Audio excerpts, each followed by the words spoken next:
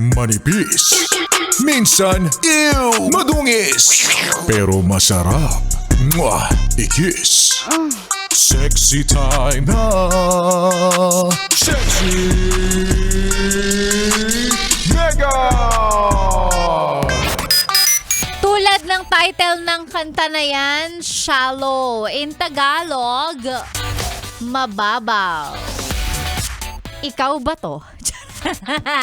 Mababaw!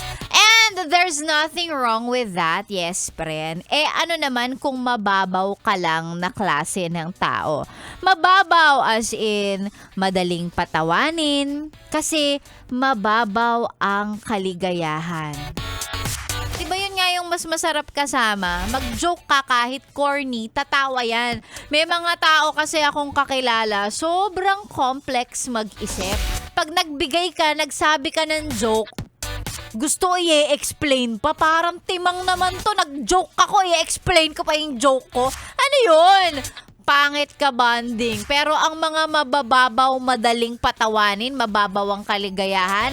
Pag nag-joke ka, kuha agad nila, tatawa pa sila. Yun ang masarap kasama. O, yung mga taong mababaw ang kaligayahan. Malibre mo lang ng soft drinks, masaya na yan. Diba? Yung mga taong mababaw ang kaligayahan, malaman lang nila na naalala mo sila, masaya na sila. Diba? Birthday nung tao, uy, happy birthday ah! Dahil mababaw lang naman ang kaligayahan niya, okay na siya, basta mabati mo. Hindi maghahanap ng ano ba yan, wala man lang palibreng Starbucks. Yan! Yung mga karelasyon na mababaw lang ang kaligayahan. Hindi na yan mag-e-expect na dadalhin mo sila sa Boracay. Hindi na yan mag-e-expect na kakain kayo sa Wolfgang. Kakain kayo sa mamahaling restaurant pag may okasyon. Dahil mababaw ang kaligayahan nila, mabati mo lang, maalala mo lang, lambingin mo lang, masaya na. So sige, sabihin mo sa akin na hindi maganda ang mga... Hindi, di ba? Sabihin mo sa akin hindi magandang kasama yung mga taong mababaw lang. Di ba? Chill lang sila eh. So hindi masama pagka sinabihang ang babaw naman nito. O at least yung mababaw, madaling kausap, masayang kasama. Hindi katulad nung iba dyan. Feeling matalino. Hindi naman totoo. Feeling complex mag-isip. Pa-woke. Naku, ang dami ko. I remember so many people. Ay, mga pangit naman ka-banding. Char.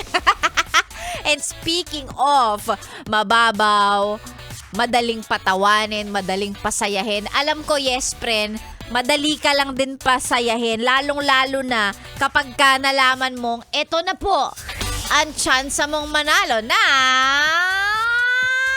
Bakit walang tunog? Wait lang. Ayaw tumunog nung ano ko. Ayaw tumunog nung bed. So, sige, ako na lang. Eto na! Pera lang yan. Ayaw kasi, wala talaga. Anyway, wala ka dyan. Eto na! Ang chance mong manalo ng pera dahil dito sa Yes FM. Simple lang. Alam namin na pera-pera lang talaga ang basehan ng kaligayahan minsan. Kaya naman si Sexy Mega namimigay ng 500 pesos sa maswerteng mararaffle mabubunot natin. Ang kailangan lang gawin, magpa-shoutout. Yan. Ang dali, diba? Nagpabati ka na, nagpa-shoutout ka na, may chance ka pang manalo ng 500 pesos. Ang mga nagpapa-shoutout ngayong araw na to na nag-send ng pa-shoutout with kasamang picture at pruweba na naka-follow, naka-like sa page ni Sexy Mega na DJ Mega ni SFM ay may chansang manalo ng 500 pesos. Mamaya iraraffle natin yung mga pangalan ninyo. Pero eto muna, bago tayo magtuloy-tuloy sa mga susunod na kanta, mag-hello muna tayo sa mga nagpapa-shoutout. Jedrick Manayaw at mga kasama niya dyan sa may Santa Maria, Bulacan. May selfie kasama ang radyo niya. Hi sa'yo. Ganun din kay George Galliano, nakatunin habang ng nasa biyahe. Pati na rin daw sa kanyang dalawang helper na si Lex at si Daboy.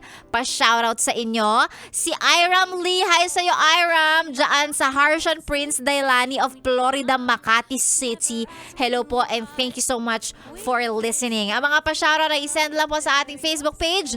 Basahin natin yan mamaya. And also for a chance to win 500 pesos. Sexy Megan po ang niyong kasama dito lang sa stasyong masarap pakinggan.